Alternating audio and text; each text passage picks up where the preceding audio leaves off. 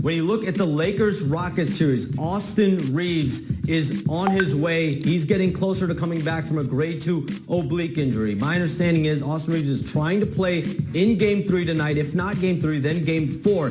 He started on-court work in the last several days. He's progressed through it. There's been no setbacks. So you think about the timeline that Austin Reaves had earlier this month, 4 to 6 weeks. He definitely has a chance to beat that by a hair. What if I told you the Lakers are not done yet? What if I told you that the two most important players on this roster, the two guys that this entire championship run depends on, are both closer to coming back than anyone expected? Because right now, as we head into Game 4 against the Houston Rockets, something is shifting, something is changing. And if you're a Lakers fan, you are going to want to hear every single word of this video. We are talking about Austin Reaves, we are talking about Luka Doncic, and we are talking about what their return means, not just for Game 4, but for this entire postseason run. So sit tight, because this one is big.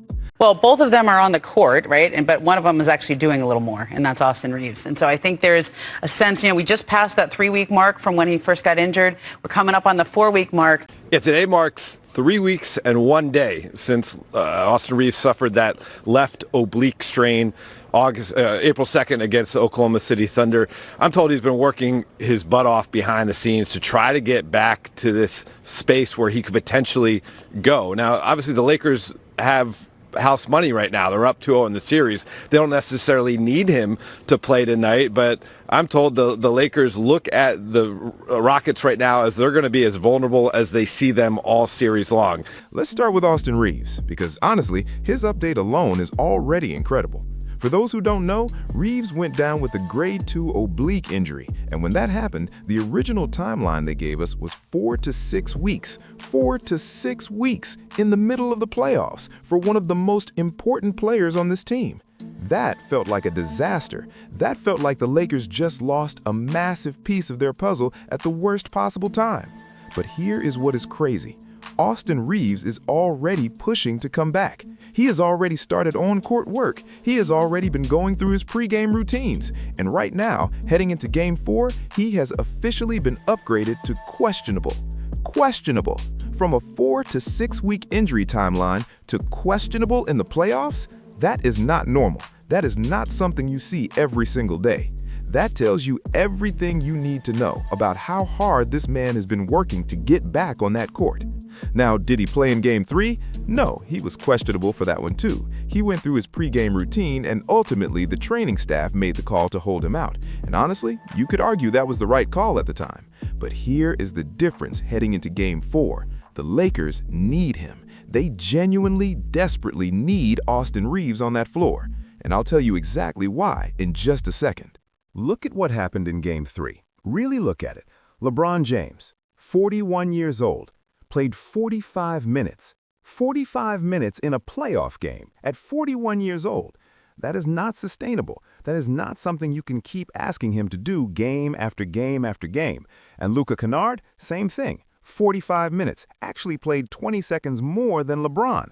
And when you add it all up between just those two players, you are looking at over 100 minutes of combined playing time through 3 games, pushing close to 120. That is an enormous workload, and it showed up in Game 3. Luka Doncic shot just 4 of 12 from the field, 1 of 6 from 3. Now, is Doncic a bad shooter? Absolutely not. So why did he struggle? Because he was tired. Because his legs were gone, because nobody can maintain peak performance playing 45 minutes a night in the playoffs. And LeBron, he actually shot the ball decent, 10 of 22, 4 of 9 from 3, his best three-point shooting game in a while. But the turnovers, 8 turnovers, 8! Out of the team's 20 total turnovers, LeBron had 8 of them, and most of them late third quarter, early fourth quarter, when the fatigue really started kicking in. This is exactly why Austin Reaves coming back matters so much, because right now, the Lakers don't have another reliable ball handler. Bronny had a nice moment in Game 3. That alley-oop with his dad was genuinely one of the coolest things you will ever see. But in terms of running an offense, handling pressure, making plays late in games, the Lakers cannot rely on him for that yet. And that is not a criticism, that is just reality. Austin Reaves gives LeBron a break. Reaves gives Kennard a break. Reaves gives this team another guy who can actually handle the ball, create shots, and make smart decisions under pressure. Even 15 to 20 minutes from Reaves completely changes this team's ability to manage fatigue down the stretch. Now, if Reaves does come back for Game 4, and I personally believe he will, the question becomes, how do you use him? And my opinion on this is pretty clear. You bring him off the bench. You do not put him straight back into the starting lineup. Here is why. If Reaves has a 15 to 20-minute restriction, which he almost certainly will, you do not want to burn those minutes in the first quarter. You do not want him out there from tip-off, using up 8 or 9 minutes early and then having almost nothing left when the game actually matters. Instead, keep him on the bench to start. Let the starters find their rhythm. Then bring Reaves in late in the first quarter or early in the second. Save those remaining minutes for the second half, for the fourth quarter, for when LeBron and Kennard need a breather the most. That's when Reaves becomes a weapon. That's when having him on the floor actually wins you the game. And look, even if he's not 100%, even if he's at 70 or 75%, a 70% Austin Reaves is still better than most options the Lakers currently have off their bench. So if there's any chance he can go, if the training staff gives him even a slight green light, I think they play him. I think they have to.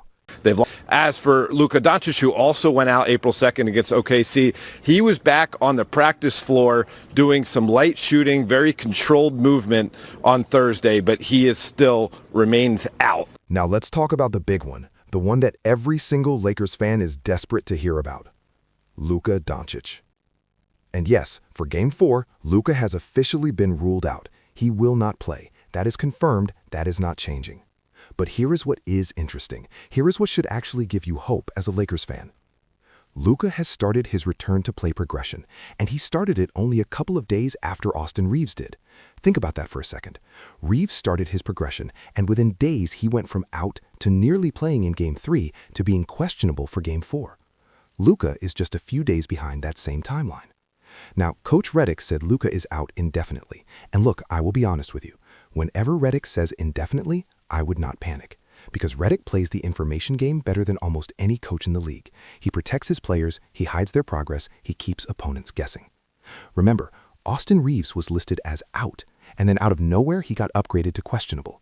That is not a coincidence. That is Redick doing exactly what he does, keeping information away from the other team for as long as possible. So when he says Luka is out indefinitely, take it with a massive grain of salt. Because the reality is, if the Lakers win Game 4, they get nearly a full week off before Round 2 begins. And with that extra week, a full 4-week recovery timeline from when Luka initially got hurt, I genuinely believe Luka Doncic is back for the start of Round 2. Not maybe, not hopefully, I actually believe it. And here is why all of this matters even more when you zoom out and look at the bigger picture. The Lakers, if they close out this series in Game 4, will almost certainly be facing the Oklahoma City Thunder in Round 2. OKC is up 3-0 in their own series. They are closing that one out too. But here is something very interesting happening in Oklahoma City right now.